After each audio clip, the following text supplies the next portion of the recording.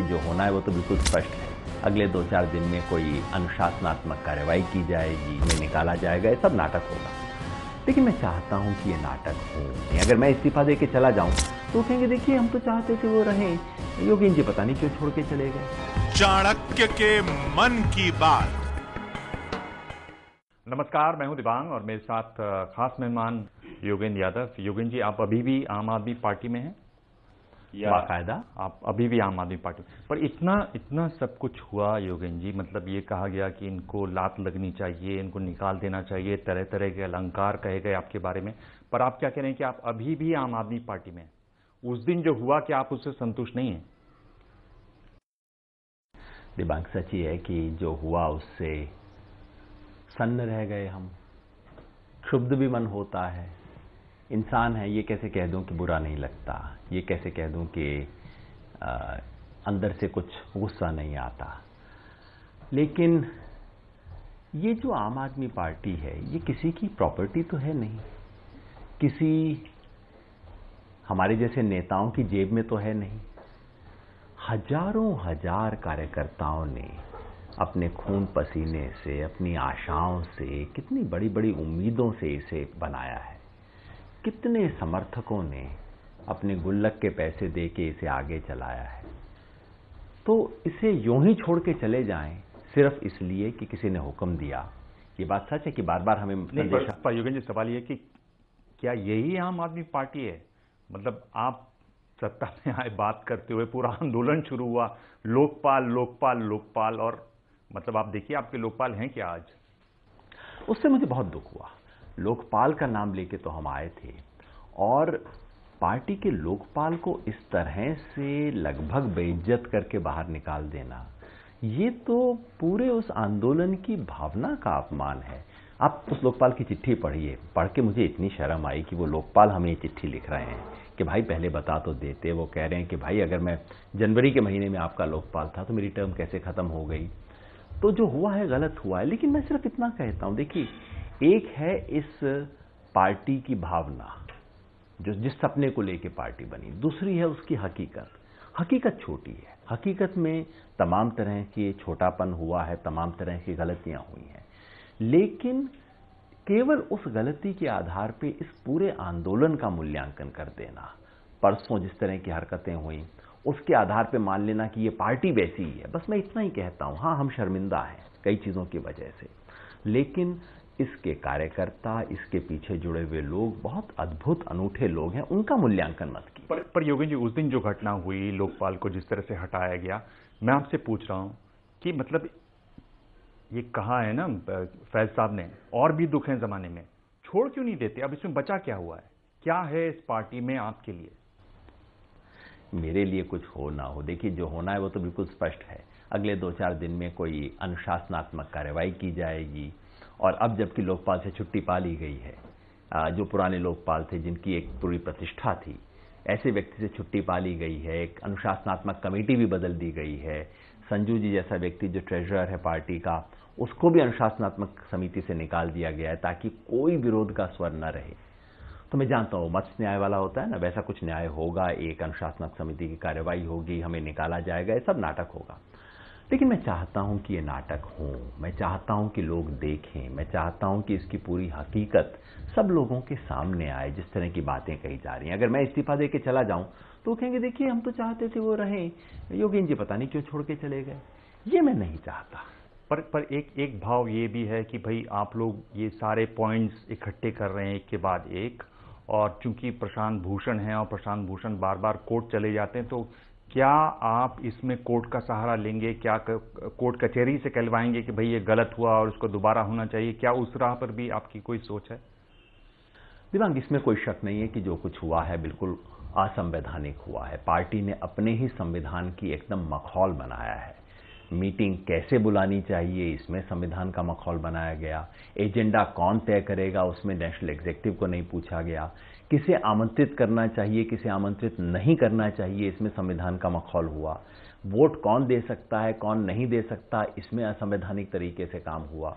चर्चा नहीं होने दी गई, सीक्रेट वोटिंग नहीं हुई, तमाम तरह की चीजें हुई जो गैर कानूनी है। लेकिन अगर आप मेरे से पूछें, मैं इस कानूनी पचड़े में फंसना नहीं चाहता। देखिए, ये जो लड़ाई है, आप ये तो नहीं कह रहे हैं कि आप नहीं फंसना चाहते, पर हो सकता है प्रशांत भूषण ऐसा कुछ कहें, या आप कह रहे हैं कि आपको मालूम नहीं प्रशांत भूषण क्या करेंगे, मैं नहीं करूँ? नहीं, इस पे बातचीत हुई है। मैं ऐसा कैसे कह दूं कि मालूम नहीं है, बातचीत तो हुई है। और ऐसा मैं अंतिम निर्णय अपनी तरफ से नहीं कह रहा हूं, लेकिन मेरी राय है, कई साथियों की राय है कि इस सारी चीज को एकदम कोई कानूनी कोर्ट कचहरी का डिस्प्यूट बना देना, जैसे भाइयों में जायदाद का झगड़ा होता है, ये सब नहीं है। असंवैधानिक है, गलत है, लेकिन इसको और ज्यादा कानूनी लड़ाई झगड़े में डालना, कम से कम मेरी इच्छा नहीं है कि वो सब हो। हम एक बहुत बड़ी लड़ाई लड़ने आए थे, इस देश में भ्रष्टाचार के खिलाफ लड़ाई लड़ने आए थे। उन चीजों के लिए कोर्ट कचहरी जाएं तो अच्छा लगेगा, इसमें क्या करना है ऐसी चीजें। पर ये बताइए कि चूंकि आप पार्टी को अब तो इतनी अच्छी तरह से पार्टी की रग-रग को जानते हैं, आपको क्या लग रहा है कि आने वाले दिनों में क्या होगा? योगेंद्र यादव जो निकाले जाएंगे आम आदमी पार्टी से, वो कैसे निकाले जाएंगे, कैसे खुलेंगी चीजें? पता नहीं, मैंने तो सोचा था कि चुनाव में जीतने के बाद जो हमारे प्रति थोड़ा सा असुरक्षा का बोध था, मेरी प्रेजेंस से थोड़ा सा जो घबराहट होती थी, वो कम हो जाएगी। आमतौर पे चुनाव जीतने के बाद लोग थोड़ा बड़े हो जाते हैं। फिर मैंने सोचा कि चलो पीएसी से निकाल लिया, शायद इसी से मन भर जाएगा। फिर अब एनई पे मामला आया है, वहां से भी निकालना है। बार बार ये है कि निकालना है, तो मुझे लगता है अगर ये सब है तो किसी तरह की अनुशासनात्मक कार्रवाई की जाएगी, कुछ आरोप गढ़े जाएंगे, ढूंढे जाएंगे, बनाए जाएंगे और उसके आधार पे निकाला जाएगा। आपको याद होगा सोवियत संघ में जब स्टालिन आए थे, उसके बाद एक एक उस पार्टी से आदर्शवादी व्यक्ति को निकाला गया था। मुझे वो सब चीजें याद आती हैं। तो मेरे ख्याल में वैसा ही कोई प्रहसन होगा, वैसा ही कोई खेल होगा। महत्वपूर्ण चीज वो नहीं है, क्योंकि सारी दुनिया देख रही है, हर किसी को पता है कि सच क्या है।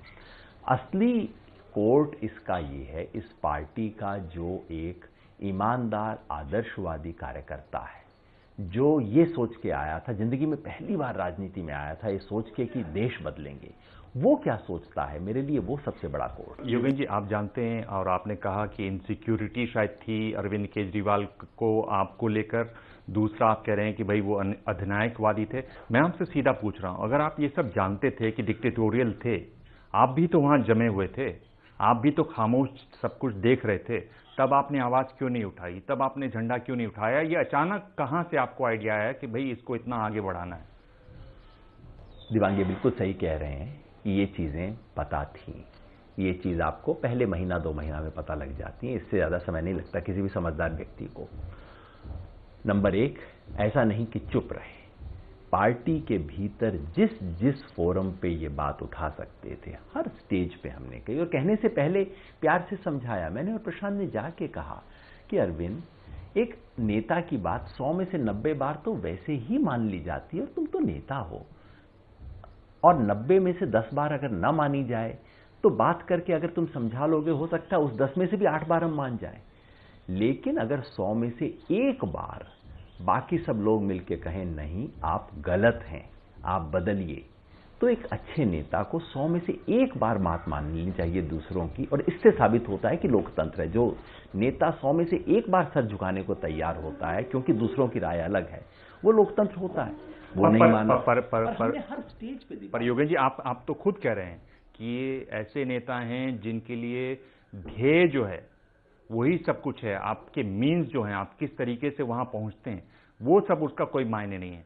जब इस तरह के नेता हों, आपको नहीं लगता कि जो लोग चुप रहते हैं ऐसे मौके पर, वो भी तो अपराध करते हैं?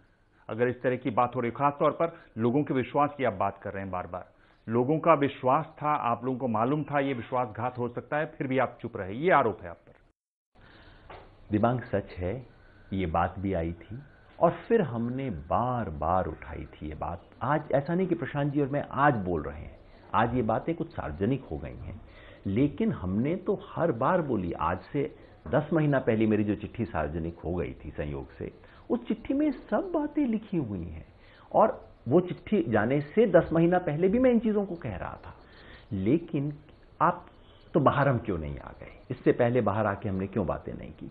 वो इसलिए दिबांग, मेरी एक बहुत गहरी आस्था है कि किसी चीज को तोड़ना बड़ा आसान है, बनाना बड़ा बड़ा मुश्किल है।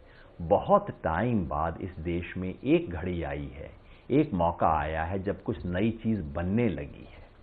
उस बनने वाली चीज को हम दनाक से तोड़ दें, पहला मौका आते ही, पहला विरोध आए तब तोड़ दें, पहली बात में लगे कि हमारी बात नहीं मान रहा, हम छोड़ के बाहर आ जाएं, ये ठीक नहीं होगा। मेरा तो हमेशा मानना है राजनीति में संयम और धीरज के बिना कुछ नहीं हो सकता, और ये हमने कोशिश की। योगेंद्र जी, मतलब कुल मिलाकर आप ये कह रहे हैं कि तनातनी शुरू से थी, क्योंकि पहले हम ऐसी स्थिति में थे कि हमें हटा नहीं पाए अरविंद केजरीवाल का जो गुट है, तो हम लोग बने रहे।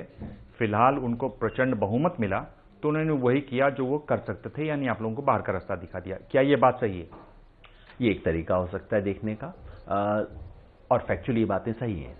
लेकिन देखिए, तनातनी हमेशा हर जगह रहती है। दुनिया का कोई भी संगठन हो, उसमें मतभेद रहता है, कभी कभी मनभेद हो जाता है, खिंचाव रहता है, झगड़े रहते हैं।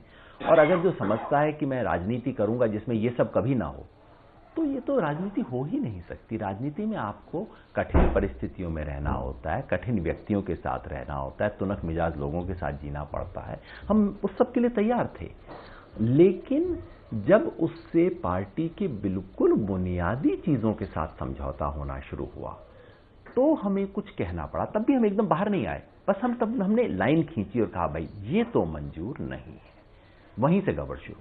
पर मैं योगेंद्र जी आपसे पूछ रहा हूं कि अगर आपकी बात जो है वो इतनी सही है, तो क्या वजह है कि पार्टी में ज्यादातर लोग चुप हैं? क्या वजह है कि जितने भी जो आपके पदाधिकारी हैं वो ज्यादातर लोग कुछ बोल नहीं रहे हैं? वो क्यों मौन है? वो उसमें क्या, आपको क्या लगता है कि ये पूरा एक्सपेरिमेंट ही गड़बड़ हुआ? इसमें एक खास तरह के लोग आए जो अपने आप को चमकाना चाहते थे केवल? नहीं, आज मैं अपने साथियों से उस तरफ आ गया हूं और मैं पलट के कहूं कि वो सब चोर हैं, वो सब बेईमान है, तो कोई ठीक बात नहीं है। तो बोल क्यों नहीं रहे वो? न बोलने के कारण कई होते हैं। मैं हर चीज के कारण में जाना नहीं चाहता। एक बात है, इस पार्टी के कार्यकर्ता चुप नहीं है। पिछले महीने भर से मुझे हजारों हजार चिट्ठियां आई हैं, पर 3-4 दिन से तो इतने फोन कॉल आ रहे हैं कि टेलीफोन एक्सचेंज बन गया, इसमें तो कोई बात करने की गुंजाइश नहीं बची है।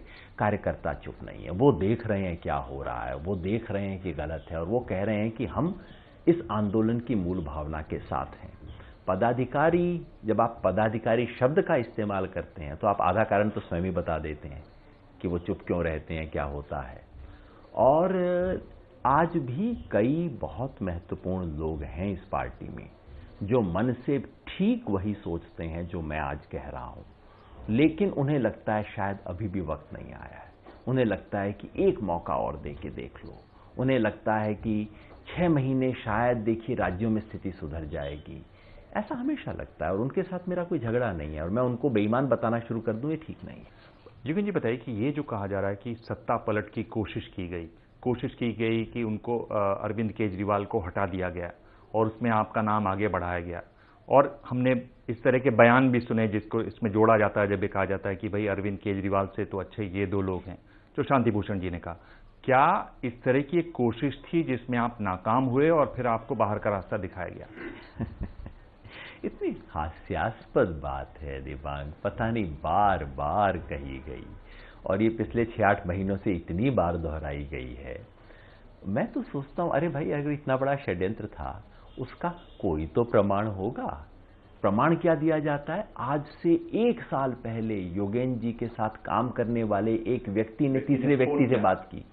अलग अलग तरह के आग्रह रहते हैं, और ये कुछ, अभी तो हम पार्टी के अंदर हैं तो को पार्टी बनाओ की बात कैसे कर सकते हैं। हालांकि मैंने सुना अरविंद भाई ये बात कर रहे थे, पार्टी के अंदर रहते हुए कह रहे थे मैं एक दूसरी पार्टी बनाऊंगा। मैं तो ये बात नहीं करूंगा।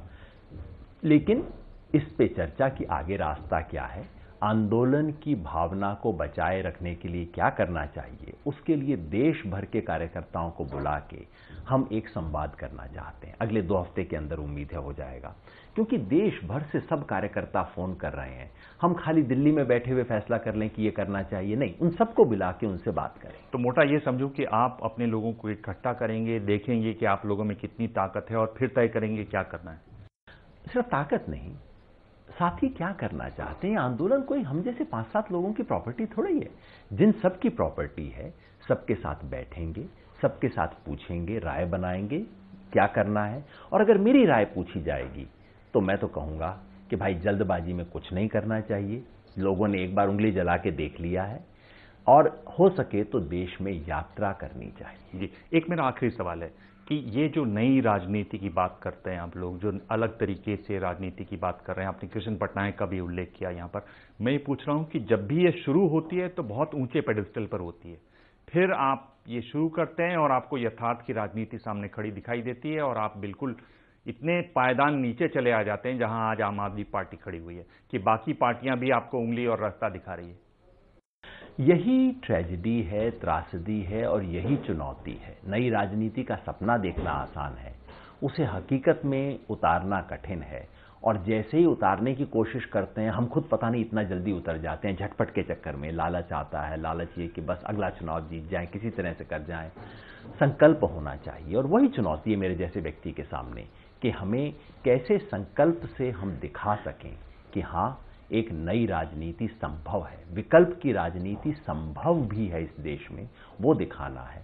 और जैसे मैंने कहा, इस विचार को लेके मैं तो पूरे देश में घूमना चाहता हूं। आज देश में जो किसान की स्थिति है, भूमि अधिग्रहण बिल के बहाने जो आई है, देश में किसान असहाय है, गांव, किसान, खेती, इस पे किसी की चिंता नहीं है। और मेरा बस चले तो मैं अपना बाकी जीवन केवल इस सवाल पे बिताना चाहता हूं। और इसलिए देश भर में अगर यात्रा कर सकूं, घूम घूम के लोगों से पूछेंगे, ये हम बैठ के दिल्ली में सोचते हैं हमारे पास सब उत्तर है, हमारे पास आखिरी सवाल, क्या अगर आपने खुद पार्टी नहीं बनाई तो क्या यह संभावना है कि आप किसी और पार्टी को ज्वाइन करें? आरपीआई वाले कह रहे हैं हमारे साथ आ जाएं। दिबांग, अगर इन पार्टियों में ही जाना होता तो क्यों ये सब करते? ये करने के लिए थोड़े ही आए थे, पार्टियों में एडजस्टमेंट करना, ये सब करना। और अगर एडजस्टमेंट करना होता तो आम आदमी पार्टी में चुप रह के काम ना चला लेते, क्यों आवाज उठाते?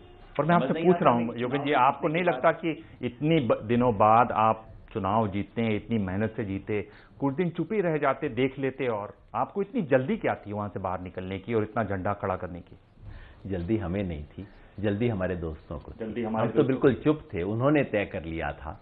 चुनाव के बाद अगले दिन से ये शुरू हो गया था, या तो शराफत से चले जाओ, नहीं तो लात मार के निकालेंगे। पहले दिन से शुरू हो गया। चलिए योगेश जी, बहुत बहुत धन्यवाद। आप आगे जो भी करेंगे हम आपकी हर कदम पर नजर रखेंगे, हर बात को आगे ध्यान से सुनेंगे। धन्यवाद।